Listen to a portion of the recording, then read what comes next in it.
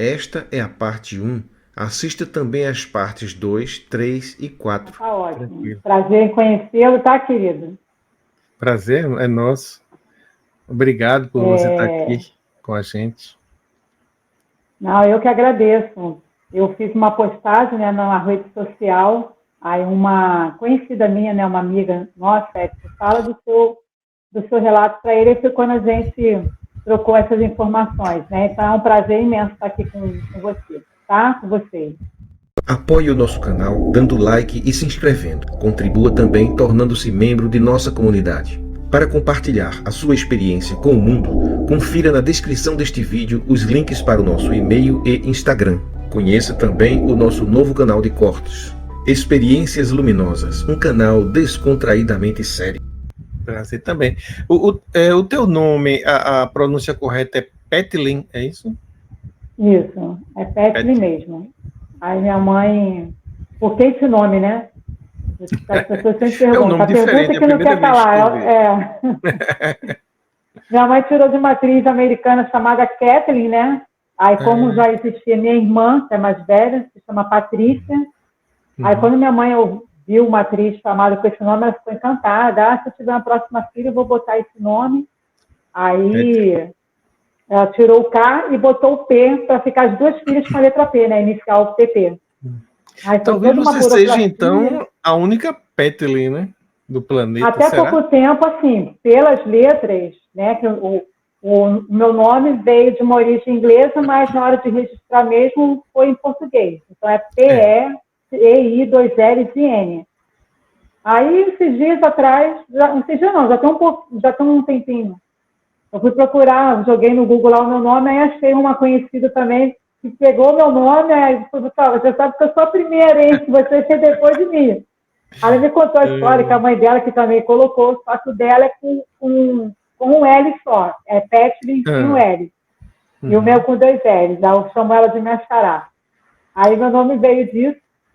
Legal. E eu mesmo coloquei todo nome tem um significado, né? E eu coloquei o meu nome, porque é um nome que foi criado. Aí desde novo eu falava que o significado do meu nome seria livre da escravidão. E eu jamais esperava que eu criei algo que realmente lá na frente eu vim entender o porquê desse livro da escravidão, né? Então você vê, às vezes a gente fala algo que a gente nem sabe e de repente... Quer dizer que você, como o nome era novo, você deu um significado para ele. Você ficou à vontade para criar um significado. Livre da escravidão. Que legal. Então depois eu estou até anotando aqui, para depois a gente entender melhor aí por que isso tem esse significado para você. Quer dizer, tem muito significado para mim. Isso. Você mora em que cidade mesmo? Então, eu moro aqui na cidade de Duque de Caxias, né? Minha terra natal, na verdade, eu nasci aqui em Duque de Caxias, que é uma cidade que fica dentro do estado do Rio de Janeiro. Fica na Baixada Fluminense do Rio, entendeu? Sim. Em Duque de Caxias. Cidade onde tem Petrobras, hoje é a maior fábrica da América Latina, a Coca-Cola, né? Só que eu moro mais próximo da reserva ambiental, mais tipo região serrana, né? As pessoas acham que no Rio a região serrana é só Petrópolis, Teresópolis e Nova Friburgo. Mas não, a região serrana aqui do Rio é bastante extensa. Tem ali a área de Xerém, que fica abaixo de Petrópolis. Eu moro abaixo de Petrópolis, só que do outro lado. Tanto é que, quando teve aquela catástrofe, né, o ano retrasado, se não me engano, os helicópteros passavam tudo aqui em cima de casa, porque a Petrópolis é logo aqui atrás do monte que eu moro, né? Daí para a cidade do Rio de Janeiro, dá quantos quilômetros? Para Copacabana, por exemplo? Dá mais ou menos uns 50 quilômetros. De carro, tipo, final de semana, tranquilo, não tem trânsito, porque o que mata aqui no Rio, além da violência, é o trânsito, né? Trânsito nosso de todo dia. Você sai de casa quase 5 horas da manhã para trabalhar e você chega às 10 horas no seu trabalho, para você ter uma ideia de como o seu trânsito é caótico. E você foi pro show da Madonna ou assistiu também da cama? Eu queria muito ter ido, mas quando falou que a previsão era de 1,5 milhão de pessoas no final, é muita gente. E Realmente. a cidade, Ali... Rio de Janeiro é uma cidade muito linda, né? Mas, infelizmente, ali, aquela concentração ali, centro, Zona Sul, Copacabana fica na Zona Sul do Rio. Fica muito próximo, né, de comunidade, então é muito roubo, realmente. Eu imagino que deve ter sido bem de casa. transtornado. De casa. Eu acho que de casa é capaz de ser assistido melhor, porque ali tinha uns telões, né? Mas eu acho que aquela agonia ali de 1,5 milhão de pessoas aglomerados deve ter sido difícil. Graças a Deus, assim, um primo meu foi, até perguntei ele, mora em Copacabana mesmo, perguntei, e aí, como é que foi o show? Foi tudo tranquilo? Eu não vi nada, não. O que tinha mesmo, o próprio pessoal até recebeu um vídeo de um rapaz que roubou o celular, o pessoal ali colocou ele dentro da lixeira e depois chamou a polícia. Mas foram coisas bem pontuais mesmo. Graças a Deus que o show foi tranquilo.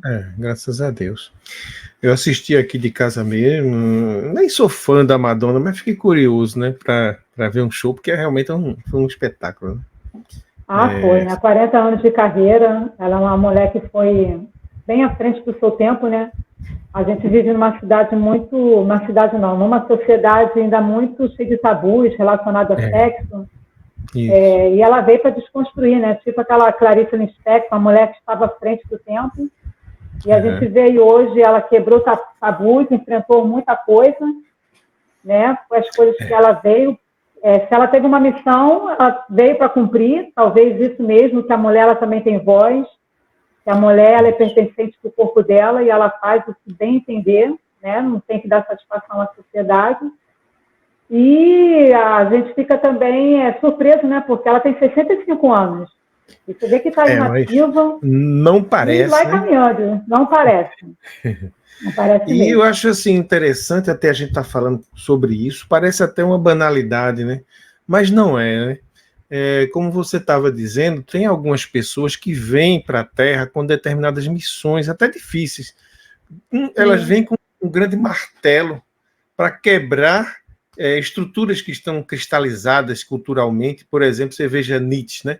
Nietzsche é aquele filósofo alemão que veio, diziam que ele tinha um grande martelo na mão, que ele quebrava as estruturas das religiões, né? Já naquela época, né?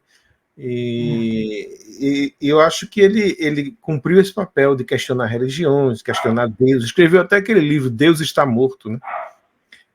E Madonna veio, como você disse, veio para quebrar tabus sexuais, veio para libertar, assim, dar liberdade à mulher, dar liberdade às pessoas transexuais, gays, né, LGBT, que são muito admiradores dela, e eu acho que é uma missão importante, e é lógico que incomoda, né, os conservadores, que dizem que é um absurdo e tal, mas ela veio para isso mesmo, não veio para agradar. A gente está caminhando ainda, passos bem largos mesmo, mas acredito que, assim como ela, virão outros também, né, para ser voz. Eu vi ali a Pablo Vittar, né? A Pablo. Isso. A Anitta também, né? Estava ali. A Anitta, aí você vê assim, gente, eu nasci para viver isso, porque as pessoas que são oprimidas, você vê que o Brasil, inacreditavelmente, é o país que mais mata pessoas trans, e você vê ali uma pessoa sendo voz, né? Até caíram de pau no Marcos Mion, porque depois que ela deu a entrevista ali, ele falou que admirava ela, que estava orgulhoso, mas eu acredito que ele tenha falado isso nesse sentido, de ele poder ter ali voz, subiu o palco com Madonna, pegou Madonna no colo, e quem diria que isso há 20, há 30 anos atrás a gente ia ver isso? Muito pelo contrário. Então, assim, vão levantar outras Madonas, vão levantar outros Pablos, e realmente esse mundo está aí para mudar, né, Paulo? A gente está vendo eu acho que aí... os preconceitos têm que cair um a um, né? E essas ilusões todas têm que ser desfeitas. A humanidade talvez esteja longe ainda do ponto que precisa chegar, mas a gente está avançando, né? Estamos. E agora eu estou começando a entender já o significado do seu nome. Livre da escravidão. Livre da escravidão. Foi um processo muito grande, sabe, Paulo, para chegar a hoje eu dizer que realmente eu sou livre da escravidão em várias vertentes, né? Escravidão religiosa, escravidão sexual. Eu fui criada praticamente, né, dentro do berço evangélico. Eu fui para a igreja, né, junto com a minha mãe, com 9 anos de idade, a igreja evangélica, né? A primeira igreja que meus pais foram foi a Igreja Universal. Então, foi dos meus 9 até meus 31 anos dentro da igreja. Então, praticamente, toda a minha vida foi dentro da igreja. Na Igreja Universal do Reino de Deus? Universal do Reino de Deus. Em 1986, 87. E você passou 9 anos. Todo lá dentro? Deve ter Não, mas ali da Igreja Universal, muita experiência. Da Igreja Universal, a gente foi para a Igreja Nova Vida, a Nova Vida, depois a gente foi para a Assembleia, Metodista, a gente passou por várias igrejas mesmo. Uhum. Aí até que a gente vai crescendo, né? Aí meus pais foram para a Igreja Batista Memorial, daqui de Duque de Caxias, pastor Almir Rodrigues, uma pessoa maravilhosa. É um trabalho muito voltado para missões, fazia muitas missões, né? E ir para outros estados, levar ali a palavra. Então, era um trabalho muito magnífico. E eu acabei indo para a igreja Assembleia de Deus, do pastor amado, queridíssimo Silas Malafaia. Só que eu não pertencia à matriz, né? A matriz fica ali na Penha, aqui no Rio. E eu fazia parte da congregação aqui do meu bairro mesmo, uma igreja bem pequenininha, porque eu nunca gostei de igreja assim, muito grande, eu acho que perde muito esse contato, né? O pastor nem sabe quem você é. Então, eu sempre gostei de coisa mais menorzinha, para você ter um contato melhor com as pessoas. E aí, comecei já de muitos anos, né? Como eu falei, desde meus 9 anos na igreja. Aí eu comecei a estar nos cultos e sabe quando você começa a falar assim, o que eu estou fazendo aqui? Tipo assim, era como se todos os cultos fossem iguais, eu estava já cansado de ouvir aquelas mesmas coisas, as interpretações da palavra pareciam ser as mesmas interpretações. E aí eu comecei a ver as indagações, né? O que eu estou fazendo aqui? Aí já ia para o culto assim, já não tinha mais aquela motivação. E já começando a perceber, porque eu sempre falo isso, independente da gente estar dentro da igreja, eu fui uma pessoa que eu busquei muito pela minha vida espiritual, mesmo fora da igreja. Né? Eu estava hoje falando aqui com meu filho, que quando eu morava na casa dos meus pais, isso já com 25, 26, saí tarde de casa, e aí eu fazia minhas tarefas, e depois entrava dentro do meu quarto, ali era o meu momento com Deus. Ali eu pegava minha Bíblia, pegava meu violão, orava pela humanidade, era o meu momento a sós com Deus. Então, eu sempre tive essa espiritualidade, né, de buscar pela espiritualidade além da igreja. Porque eu sempre acreditei que o nosso contato, ele tem que estar além de 4 paredes, né? Porque eu sempre falava, Deus não está preso dentro de um templo. Deus está dentro de nós. Só que, assim, a gente, quando está dentro da igreja, a gente acaba sendo ensinado, né? A você buscar Deus ali dentro. Então, eu comecei o próprio, né? A própria espiritualidade vai começando a descortinar os teus olhos. E com isso, ia muito para monte também. Sempre gostei muito de ir para monte, ficar lá o dia inteiro, às vezes fazer muitos propósitos de 12 horas de jejum, 12 horas a gente de oração, a gente se reunia os jovens, a gente tinha aquele momento ali de intimidade com Deus, né? Então, comecei a perceber coisas que já não me cabiam mais. A última para mim, para eu pedir para eu sair da igreja, foi quando o Silas Malafaia, ele comprou um avião dizendo ser para a igreja. Aquilo dali, para mim, foi o cúmulo. Sabe quando você vai recebendo muita informação, vai descortinando os seus olhos e você vai vendo a diferença do Velho Testamento para o Novo? Aí, na minha cabeça, ficava muito confuso essa questão de Deus ser uma coisa tão incisiva, tão radical, tão narcisista, enquanto Jesus, no Novo Testamento, era um homem que veio para falar sobre o amor, veio quebrar muitos padrões, né, quebrar até mesmo ensinamentos que estavam falando ali no Velho Testamento. e de repente, e isso já começando a descortinar os meus olhos. Aí, para mim, para realmente eu tomar a decisão final, foi quando a gente recebeu a notícia que ele tinha comprado um avião. Aí que dali para mim foi, não, eu não consigo mais ver. Foi a gota d'água, eu não consigo ver isso. Tipo, a minha congregação tinha vezes que tinha que ficar levantando campanha para apagar a luz da igreja, sendo que a igreja era um pedacinho da matriz. Então, uma assim, filial, né? É uma filial. Você via pessoas passando necessidade dentro da filial da igreja dele e ele comprar avião e dizer que o avião era da igreja. Então, usar com o avião da igreja. E eu sou pertencente da igreja, então, a hora que eu quiser andar nesse avião, então também eu posso andar no avião. Será que você ia poder dar uma voltinha nele? Ia lá para a Ilha de Maldivas. Pois é. Então, eu peguei, assim, para mim não dá mais. Aí eu acho que, se não me engano, 3 ou 4 anos, né, na Assembleia de Deus de Vitória em Cristo. E aí tinha que escrever uma carta para explicar o porquê que você estava se desligando da igreja. E aí eu fui... Então você saía da igreja, mas a igreja não saía de você. Tinha que ter um documento, né?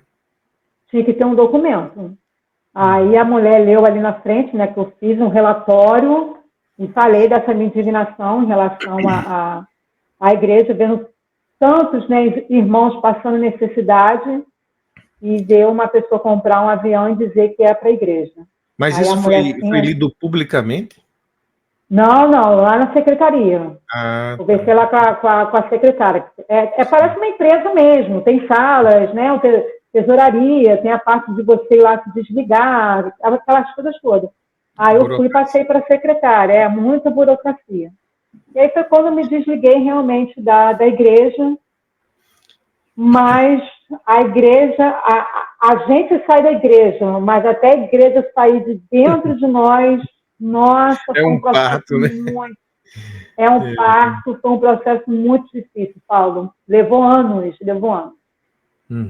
Anos para eu estar dentro da igreja, né? Que eu, como te falei, foi dos meus 9 aos 31.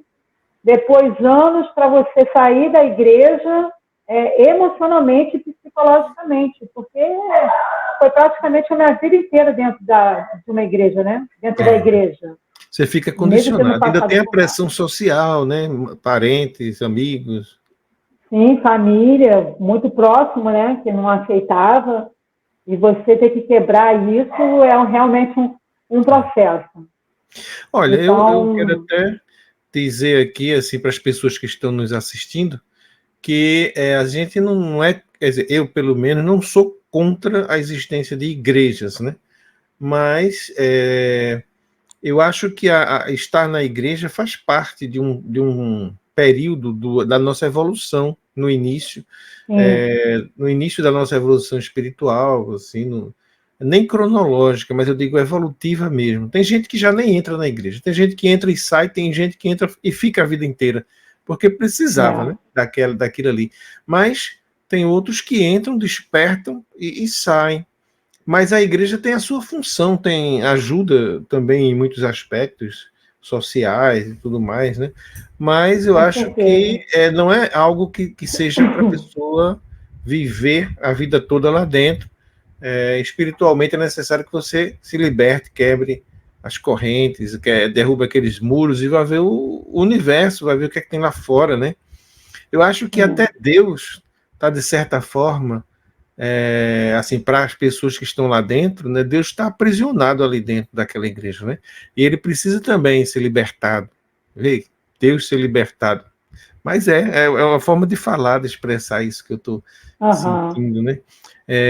Deus precisa ser libertado desses templos e ser descoberto dentro de nós mesmos, que nós somos, o templo somos nós, né?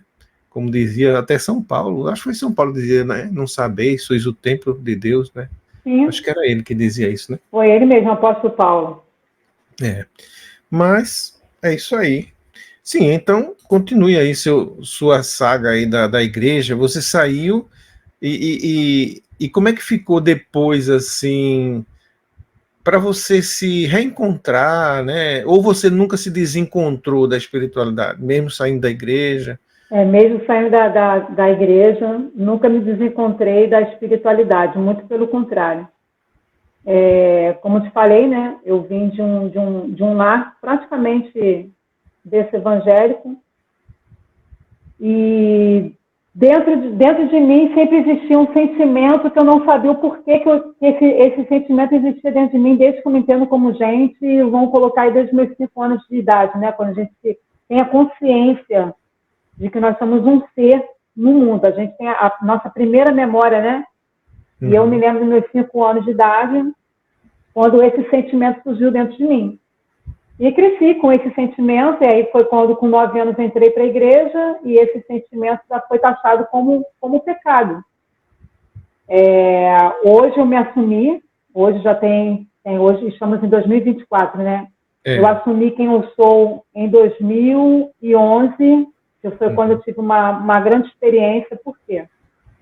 Porque quando a gente está dentro da igreja, diz que a homossexualidade é pecado, né? Aí todo mundo já sabe, para a gente não perder, né, muito tempo dentro desse assunto. A Bíblia diz que condena a homossexualidade, aquela coisa toda, sendo que eu não tinha escolhido isso, né? Infelizmente, muita gente fala, né, que não escolheu ser gay, quer ser vergonhista. Chamam até de opção sexual, né? Como se a pessoa tivesse marcado ali. Como se tivesse ali, vamos marcar, eu quero que sofresse, eu não quero ser mártir da homossexualidade. Ontem mesmo eu estava vendo uma reportagem se eu não me engano, acho que foi no G1, no jornal, né, da Globo, falando de um trans que apanhou de 5 homens lá em Cabo Frio esse final de semana. E aí eu repostei, né, na minha rede social, e eu falei, depois dizem que nós gays escolhemos ser gays. Quem vai querer apanhar a gente? Nossa. Quem vai querer escolher algo para que a sociedade venha nos discriminar? Quem vai querer ser algo para que as pessoas venham nos odiar? Não tem como isso.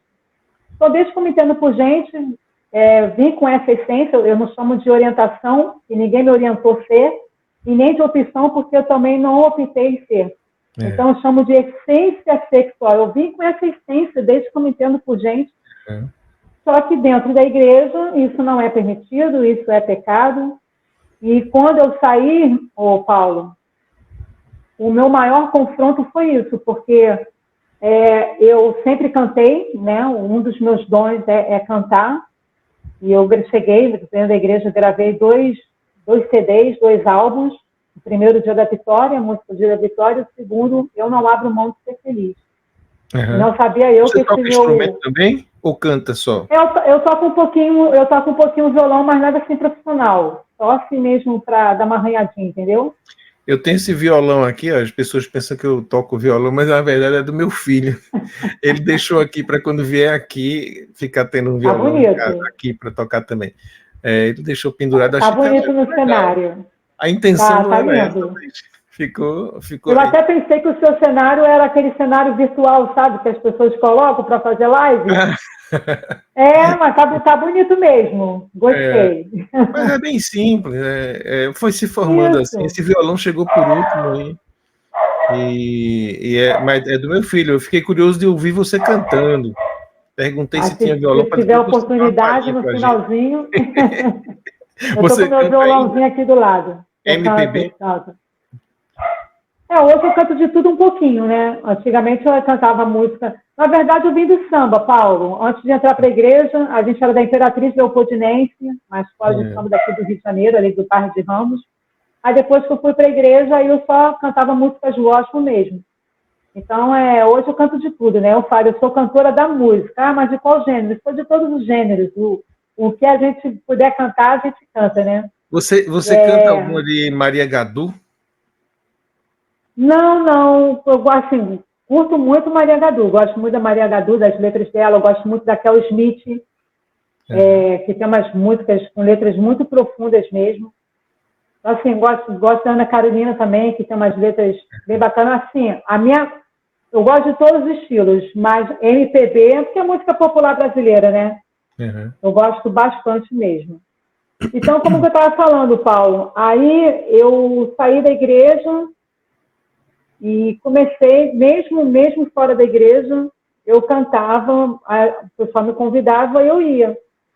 E eu pensava comigo, como é que eu consigo sentir a presença dessa energia, né, que hoje eu chamo de energia, o grande espírito, se as pessoas acham que eu estou em pecado? Porque, assim, a gente analisa logo, saí da igreja, né, hoje eu estou num relacionamento homoafetivo, então não era mais para sentir a presença de Deus, era para me sentir condenada por aquilo. Uhum. E tudo que eu planejei na minha vida em relação a sonhos, desejos do meu coração, e outros questionamentos. Eu sempre fui uma pessoa de questionar muito, eu nunca fui assim de ouvir, engolir, achar que aquilo dali era verdade, ponto final. Eu sempre fui de questionar, de pesquisar, de hoje um relacionamento homoafetivo, eu ainda senti a presença de Deus, eu canto, eu sinto a presença de Deus, tudo que eu desejo, eu realizo. Não era para nada disso acontecer. Uhum. E eu tive um sonho. Eu sempre fui uma pessoa que tive uma mediunidade através de sonhos, sonhos lúcidos. E eu sonhei que eu ia numa igreja e eu nunca senti uma aura de amor tão grande como eu senti naquela igreja daquele meu sonho. Sabe quando você entra num lugar e você sente a ambiência, a energia, as pessoas amáveis, todo mundo cordiais, aquele amor que você percebia nas pessoas, nos irmãos que estavam ali presentes, que me impactou, porque como eu expliquei para os irmãos, já passei em várias igrejas, já cantei em muitas igrejas, já cantei fora do Brasil. Então, assim, eu tive várias experiências de igreja, mas eu nunca senti um amor como eu senti naquela igreja, nesse sonho que eu tive. Aí, quando chega lá, eu trabalhava numa empresa de engenharia, o pastor daquela igreja era meu chefe, né? E aí ele falava, vamos ouvir aqui agora a irmã Petley trazer um louvor para nós. E eu não queria cantar, porque, tipo assim, eu já estava vivendo um relacionamento homoafetivo, fora do sonho, e eu estava me sentindo tipo como se fosse uma hipócrita, eu estar ali no púlpito cantando e eu vivendo uma coisa que dentro da igreja não se pode. Eu sempre gostei de seguir as coisas assim muito certinho. E ele falava, não, vamos ouvir aqui agora a irmã Pet me trazer um louvor. Nisso, quando ele me chamava, aí eu sentava atrás desse púlpito, aí vinha um outro irmão e falava, olha, Pet, Deus manda te dizer que não é para você calar a sua voz. E nisso eu chorava, mas chorava muito, porque, tipo assim, agora eu me assumi, agora as portas das igrejas vão se fechar para mim, porque eu mesmo também não vou querer cantar. Então, assim, eu ouvi como se fosse uma mensagem de Deus me trazendo um acalento. Não deixe de cantar. E aí eu recebi a oportunidade, me deram o microfone, eu cantei ali, assim, a presença foi muito forte de Deus ali naquela igreja. E qual era a igreja, Paulo? Era uma igreja inclusiva, uma igreja aberta para todo tipo de pessoa, mas especialmente para os homossexuais. Mas existe essa igreja ou apenas no seu sonho? Existe a igreja, porque depois que eu despertei desse sonho, eu fui para a internet pesquisar, por sinal, tem que ter alguma coisa relacionada a isso. Minto. Quando foi 3 horas da manhã, eu recebi uma mensagem. Foi tudo na mesma noite, para você ver como que a espiritualidade faz. Recebi uma mensagem de uma amiga minha, aí perguntando, Petley, você viu o que aconteceu com a Lana Holder? Eu não sei se você conhece Lana Holder. Não. Ela era uma missionária do campo da Assembleia de Deus, uma homossexual também, que ela pregava, ela foi parar num dos maiores congressos que tem missionário da Igreja Assembleia de Deus, que é os Gideões, se eu não me engano, acho que é lá em Florianópolis.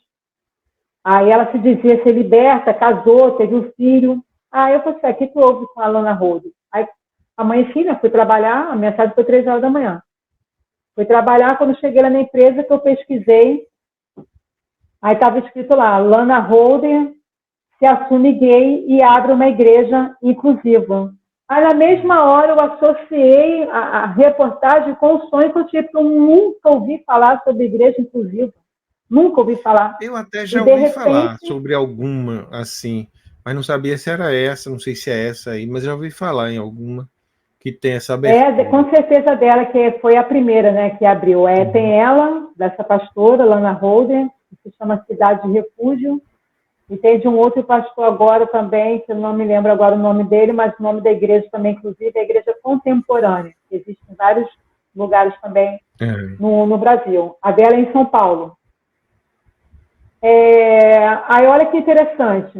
Nesse dia, eu trabalhava numa empresa de engenharia, como eu falei aqui. Então, tinha o 10º andar, tinha o 12º, 13º e 14º. Era uma empresa que tinha um prédio e ela alugou 4 andares. Então, você vê que tinha parte de TI, porque eram muitos cabeamentos de internet, telefone. Então, era uma empresa que tinha uma estrutura muito grande. Nisso, a Aline, que é a minha esposa, ela entra para mim, interfona para mim, porque é tudo por telefone ali dentro mesmo. Ela pede, você está com internet aí? Eu estou assim, Aline, por quê? Não, porque eu não estou com internet aqui, não. Você é estranho, porque eu estou com internet aqui. Ela, não é possível que você esteja. Aí ela ligou lá para o UTI. Ô, Júlio, o rapaz que trabalhava lá, ô, Júlio, tem internet aí com vocês? Porque, tipo assim, aqui no meu andar ninguém tem. Cada andar tinha 50 funcionários. Ninguém tinha. Aí ela falou assim, estranho. Aí ele, por quê? Não, porque a PET me tem.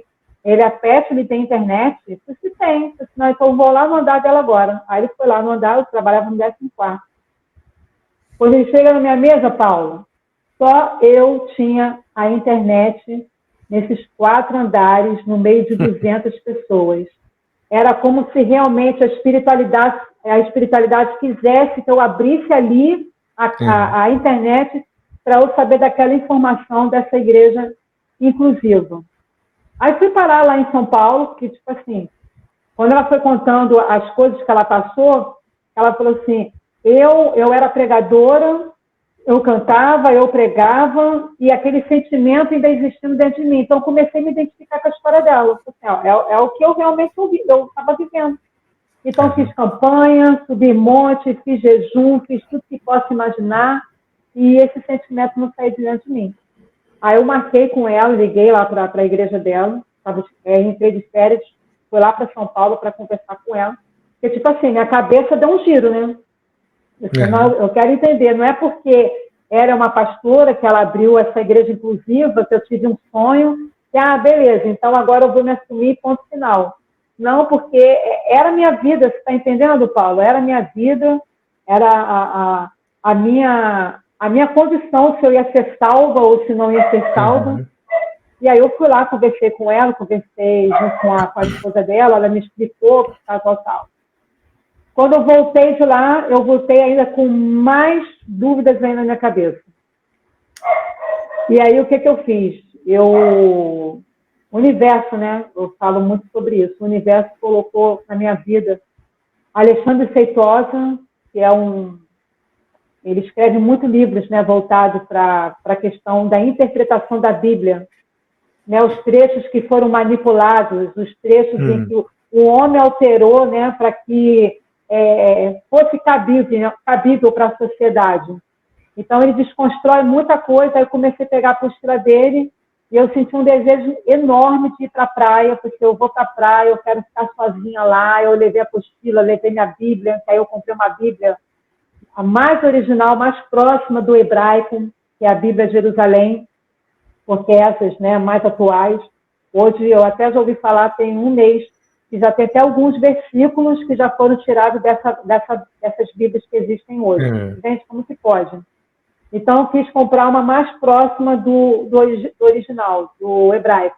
Aí fui para a praia, fiquei lá sozinha e comecei a ler. Comecei a estudar sobre a história de Sodoma e Gomorra. Porque falam, né, que Sodoma e Gomorra foi destruída porque o anjo quis ter relação lá com as filhas, aquela coisa toda. E, por fim, aí fala que Sodoma e Gomorra é a cidade dos homossexuais.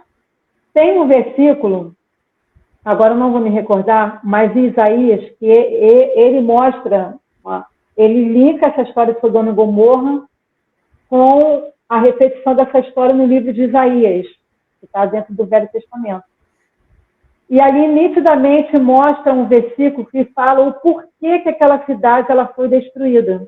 Você sabe por quê, Paulo, que Sodoma e Gomorra foi destruída? Não. Eu sei que existia pecado lá, mas não sei detalhes.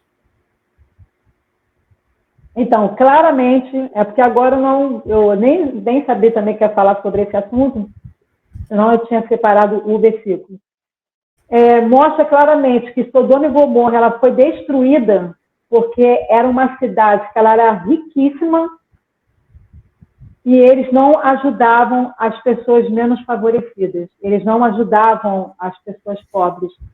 Então, quando ele soltou para mim, diante dos meus olhos, eu disse, gente, a vida inteira eu aprendi que Sodoma e Gomorra foi mandado fogo para ela porque era uma cidade de homossexuais, e na verdade não era, porque eles tinham tudo para ajudar outras pessoas, eram ricos, e eles não ajudavam os menos necessitados. Então aquela ira se acendeu e por isso Deus mandou o fogo, né, para aquela cidade ali.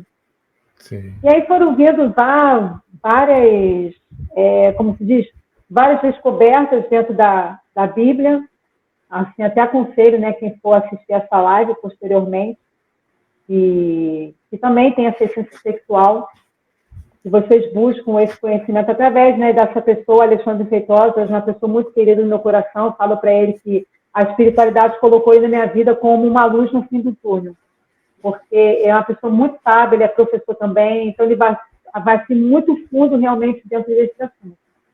E aí foi quando realmente me assumi, isso foi em 2011, tanto é que eu tenho aqui minha tatuagem, aqui ó, 11/11. 11/11.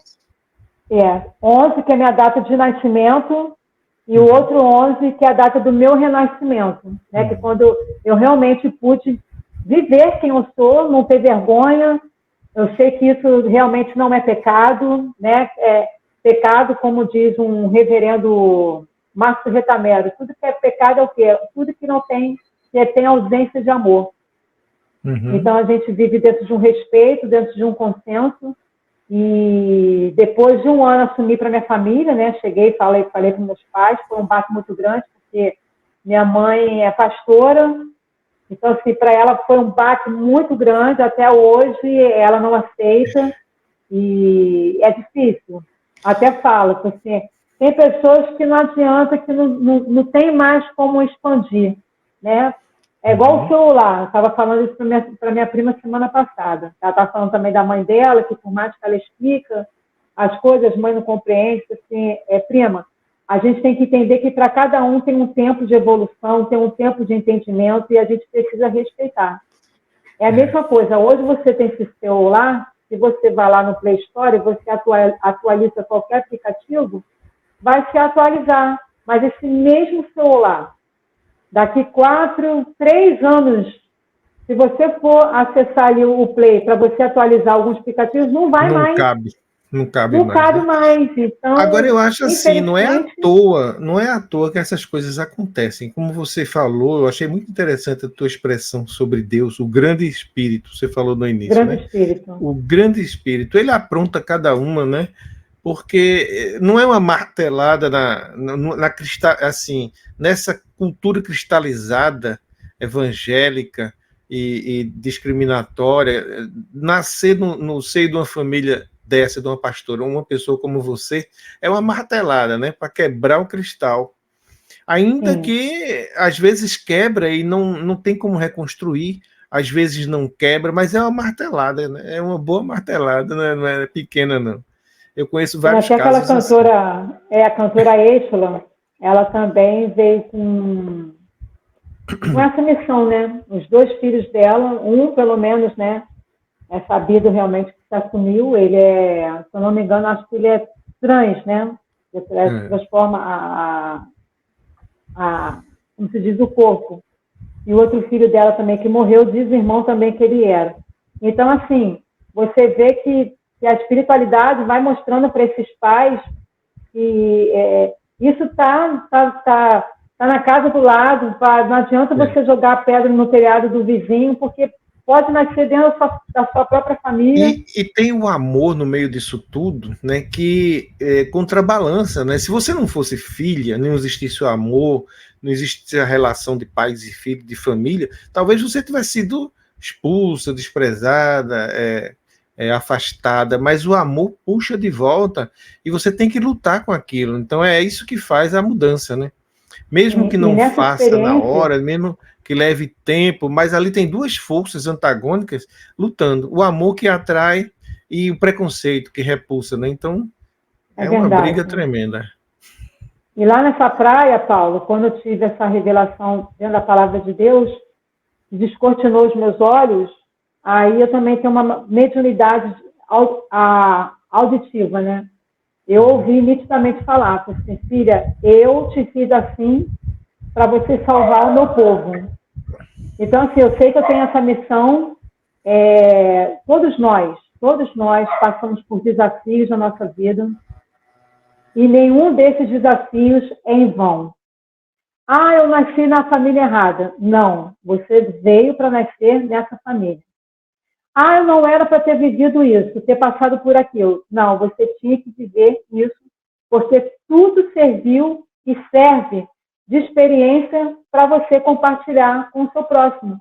Hoje mesmo eu estou aqui, ó, na sua live, Paulo. Eu jamais imaginava estar fazendo uma live abrindo sobre as questões, né, que a gente vai falar, sobre experiências com outros seres. Eu jamais imaginava estar falando sobre isso. Então, hoje eu tenho bagagem para falar, para compartilhar com os meus irmãos, de que tudo que a gente passa, realmente nada é em vão, nada mesmo. A gente veio para cá, para esse planeta, para a gente experienciar. Uhum. Então, sei que crescer dói muito, né, Paulo? Dói. Crescer dói, evoluir dói, não é fácil, não é fácil mesmo, mas faz parte do processo para a gente crescer. É igual quando o neném está ali na barriga da mãe, a mãe sente o quê? A mãe sente dores, o filho também, ele está ali já incomodado, ele também sente dor, porque está na hora de sair. Então, entre a nossa vida, há vários renascimentos. Sempre a gente está renascendo das cinzas, renascendo dos traumas, e vai passar por dores mesmo. Mas quando você passa por tudo, você vê que como valeu a pena. A dor e o prazer, né, também são energias antagônicas, mas uma nasce da outra, né? O prazer sexual gera o filho, a mulher se deslumbra porque está grávida, é aquela festa maravilha. Com o tempo, lá quando o filho cresce, ela começa já a sentir uns incômodozinhos e aquilo já começa a se transformar em desprazer, até que chega um ponto que ela não aguenta mais, quer ter aquele menino de qualquer jeito. E o menino também quer sair de dentro, quer dizer, aí passa por uma crise, né? Quer dizer, tudo isso faz parte. Depois a crise vem com a dor e depois vem a alegria de novo, a alegria do nascimento, aquela festa toda. Então, assim, a vida vem em ondas, o claro e o escuro tem que estar presente, a sombra e a luz, a dor e o prazer. É a dualidade, né? Essa dualidade, né? Você veja aí, ó, a sua imagem com a luz brilhante na sua testa, atrás lá o escuro da parede, e aí você só aparece porque a parede é escura, porque se a parede fosse clara você não aparecia. Então, esse jogo de luz e sombra faz parte da constituição aqui do nosso planeta, né? E da nossa dimensão. E não existe vida sem luz e sombra, sem dor e prazer, sem bem e mal. Não existe. É da natureza da existência, aqui. Pode ser que em outro lugar seja diferente, né? Mas aqui é isso. Aqui inclusive, eu achei interessante até o seu nome, de repente, mais uma vez, né? Começamos falando sobre ele. Mas Petlin é um nome que vai servir para homem, para mulher, para trans, para qualquer... Ele não tem gênero, Petlin. Não tem gênero, é verdade. Minha mãe, sem saber, ela acabou colocando esse nome, né? Foi. E, ó, não tem gênero e significa livre da escravidão. Livre da escravidão. Livre dessas correntes. Então, meu primeiro processo de escravidão foi me libertar desse julgo de achar que eu vivia em pecado. Esse foi o meu primeiro processo de me libertar dessa escravidão. O segundo foi da religiosidade. Esse, para mim, também foi muito doloroso, Paulo. Porque foi todo um processo, né? Até fiz um roteirozinho para não sair, tanta coisa, tanta experiência, para a gente seguir uma ordem cronológica. Depois disso, né, que a gente vai voltar nesse assunto aqui depois, eu conheci uma pessoa, hoje é um amigo meu, que tem um estúdio, né? Eu gravei o meu segundo CD lá nele. Gravei não, fiz a mixagem e a masterização no estúdio dele lá. E aí ele começou a falar comigo, porque a espiritualidade coloca as pessoas certas no momento e no tempo certo. Uhum. E aí ele veio falar para mim, do nada, eu falava para ele, não, porque Deus falou comigo, porque eu ouvi Deus falar comigo. Aí ele virou para mim e disse, Pet, Deus não falou com você. Eu disse, como não falou comigo? Eu ouço a voz dele, sempre falou comigo, como assim que Deus... Pet, Deus não está nem aí para você. Aí, sabe, depois só me dá uns tapas na cara assim com as palavras. E eu assim, sem entender nada, eu pensei, Pet, Deus está acima disso aqui tudo. Você acha mesmo que ele está preocupado com isso daqui? Aí eu lembrei, né, de palestra que a gente foi assistindo. Ele falou, ele está numa outra dimensão e tem outros seres que vêm aqui trazer mensagem para nós. Então, assim, quando você fala que Deus falou contigo, não é Deus falando com você, é o seu mentor espiritual, mas eu não entendia nada sobre isso. Eu cheguei até a ficar chateado com ele por um tempo. Não, o cara tá maluco, o que é isso? Que Deus não falou comigo, que não existe Deus, que negócio é esse? Mas ele deixou a pulga atrás da orelha, né? E aí ele começou a falar ele falou sobre Deus, aí depois ele começou a falar sobre os seres, os eixos terrestres. E aí, já podemos entrar no assunto, Paulo? Podemos, né? Eu quero até explicar para as pessoas aqui, você teve para relatar suas experiências no nosso canal, porque você expôs lá no Instagram, na sua página, um relato de um avistamento, depois um encontro forte que você disse que teve depois, que é isso que você vai também detalhar para a gente. E foi esse o tema que a gente escolheu, a questão dos extraterrestres. De repente você chegou e eu comecei a falar de Madonna, né, e do significado do show de Madonna, o que é que ela representava, o choque que ela causou nos conservadores, e da libertação, né, dessa prisão aí que você fala, né, que se encontrava lá por causa da questão de gênero, de sexualidade. Aí, de repente, vem o seu nome com todo esse significado. Então, é o tipo da coisa que surge sem a gente esperar. E é isso que eu gosto, sabe? Eu, antes de começar qualquer encontro desse, eu me conecto, né, com meus guias, meus irmãos do outro lado, toda essa equipe que organiza, e digo, olha, que não seja feita a minha vontade, mas a de vocês aí. Comandem, eu estou aqui só para receber, né, os insights e tocar para frente. E aí foi o que aconteceu. De repente entramos nesse assunto super necessário, super oportuno, com a pessoa própria para falar sobre isso, que seria você, com tanta história, com nome, com vida na igreja, que hoje em dia é uma das prisões para essas pessoas, né? LGBT não é só igreja, mas é também, principalmente, talvez seja a maior prisão onde eles vivem. Mas a sociedade, de modo geral, tem seus preconceitos também, independente da igreja. Então foi muito legal. Mas isso está conectado com a experiência que você tem com os outros seres, de outros extraterrestres. A gente não sabe se é dimensões, planetas, até que depois que você explicasse um pouco sobre isso. Mas fique à vontade, então, agora, para entrar nesse outro tema. Inclusive, a gente vai dividir quando for apresentar, em 2 partes, 3, 4, depende do tempo que a gente passar aqui. A primeira parte foi essa, o tema foi a libertação, a quebra de correntes, e agora vamos para essa conexão aí com os seres de outros extraterrestres, no caso, né? Então fique à vontade. Aí quando o segundo tema já vai ser provavelmente outra parte do vídeo. Esta é a parte 1. Assista também às partes 2, 3 e 4.